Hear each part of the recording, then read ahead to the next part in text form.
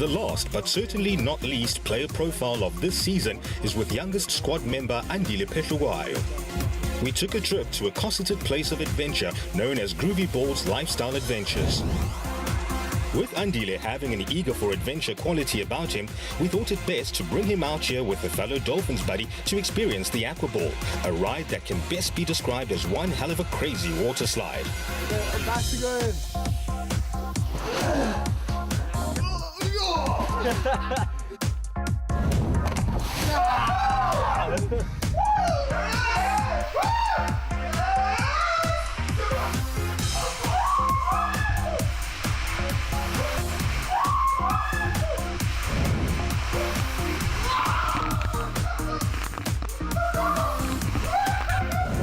No, it was a great experience, something I've never done before. So it was really the first quarter you feel that your life is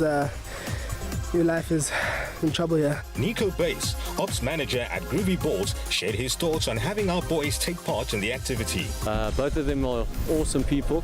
They look like they enjoyed themselves as well. Going down the hill, they actually had a couple of instances where they were a bit nervous, but they enjoyed it at the end of the day. And I think it's a good experience to push yourself beyond your comfort zone. From being a many times honoured school cricket player, Glenwood High graduate, to being out in the real world under the franchise cricket platform wearing the Dolphins emblem, Andile shone some light on this major change in his life. Well, definitely being in this type of environment now is a massive surprise for me because I wouldn't have expected this coming from school first year, then playing professional cricket. It's a massive jump. I haven't played the academy weeks or the Dolphins B, quite a few games for them. So it's something that I need to take in, as in myself, and realize that I've got to grow as an individual, take responsibilities in certain areas. Prior to donning the Dolphins' colours, our all-rounder had plenty of experience playing the game. One of his favourite experiences was working under the highly competitive conditions of being a squad member in the SA Under-19 squad that travelled to England last year. He told us more on how this prepped him for the Dolphins. I think I've grown as a cricketer. Those experiences through those tours have made me try to cement how I play, what type of style that I need to play to be successful. Having been touched by a number of coaches throughout his development as a cricketer, Andile shares a special bond with Coach Klusner. It's a really massive difference between Coach Klusner and other coaches that I've worked with because I can relate to him in a massive way. The style of cricket that he plays was similar to the style of cricket that I'd like to play. I really do look up to him and the type of person he is and the cricketer that he was. Young, talented and driven to constantly improve and achieve his best in the game he loves, he told us his ambitions for himself in the future. Hopefully what you can expect for the future from me is that a lot of impacting performances with the Dolphins on and off the field, and to try my best in what I do in everything. Reverberating Andile's hopes for himself, close friend Londiso Zuma shared the belief he has for his friend. Listen, he's a talented sportsman and he's a sportsman that works hard as well. I think we both know and we've been around enough to understand that talent alone won't take you far. But you have to back it up with hard work, and he does that in the nets and in the gym as well.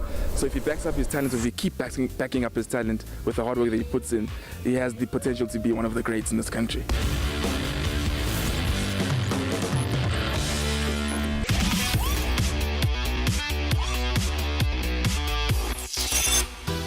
With his roots in the game stemming from his primary school days in Verulam, that introduction paved the way to landing his spot in the Sunford Dolphins first team immediately after captaining the Under-19 Proteas in 2014 straight out of high school.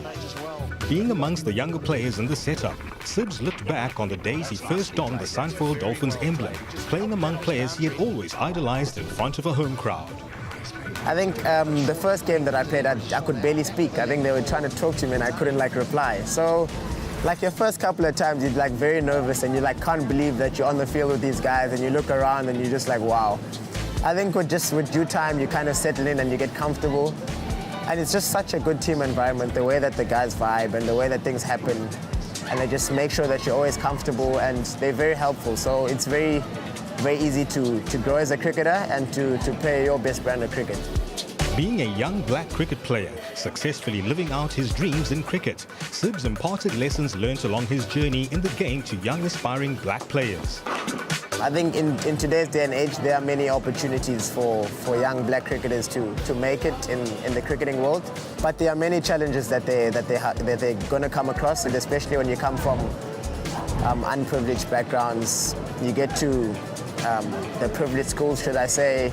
Guys have better kits, better shoes, support from parents, backing from coaches.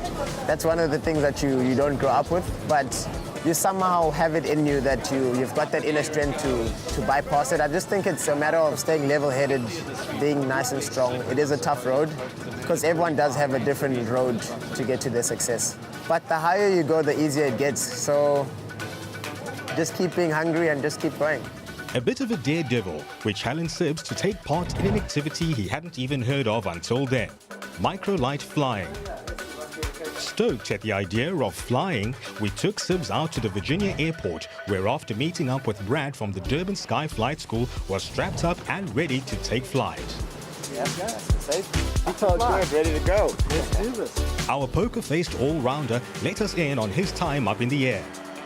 For some reason, I was very, very relaxed. I don't know why. I wasn't nervous for some reason. I think it's because of the way the guys were hyping me up at training and making me scared and all of that stuff. But it's very relaxed, very cool, very nice to see the whole city.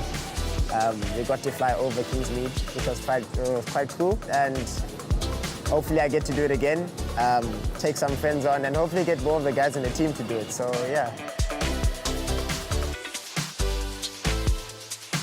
Pilot to this expedition, Brad Isaacson, shared how his time up in the air with Sibs Makanya was like. It was an honour to have Sibs with us. He says it was the best fun he's ever had. He's got the right temperament and I think he's going to go a long way. I wish him well in his cricket career. I think for me, the biggest key is just to grow every day, grow as a cricketer, grow as a person, and of course, like every other cricketer, it's just to represent the country at the highest level and to make an impact or mark in the world, on the world of cricket.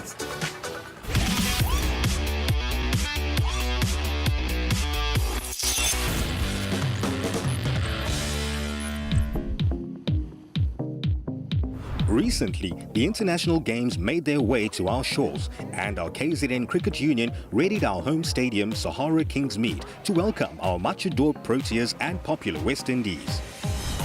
Before the start of the games, curiosity to know what goes into getting our beloved stadium in tip-top internationally approved shape got the best of us, as we went behind the scenes to learn what goes into getting ready to host internationals.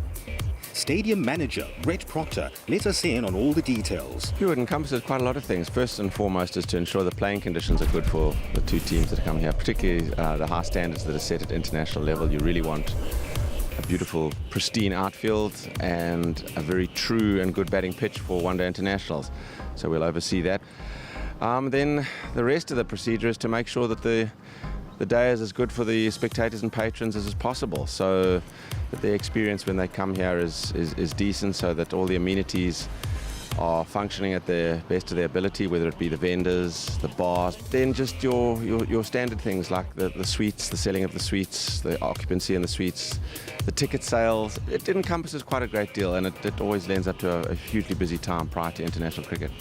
Acting CEO Rajesh Binari further confirmed that there is a lot that goes into reaching standards set for hosting international matches. And behind the scenes, we've got to make sure there's sufficient meals, sufficient parking for all the people that come to the stadium. We have obviously get guests that come through to our VIP rooms.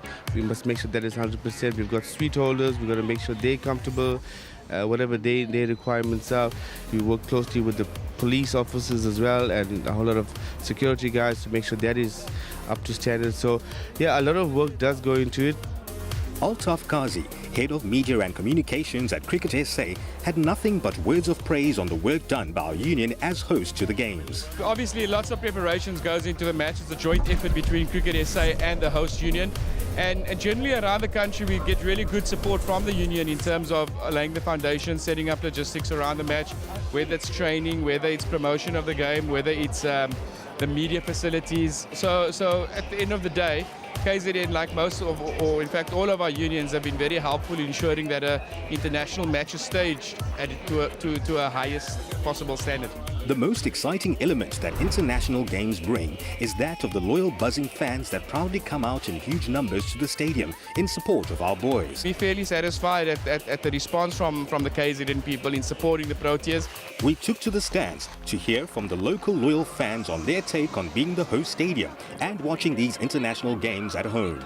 I'm actually really proud of Kingsmead this season. The crowd has really turned out. It has been a problem over the years, but to be honest, our fans have done our city proud this season. Oh, it's wonderful to have international cricket in KZN. Yeah, it's just exciting and it brings the game to life. I think with the warm vibe of KZN, I think even the West Indies will agree with us. It's been an awesome experience.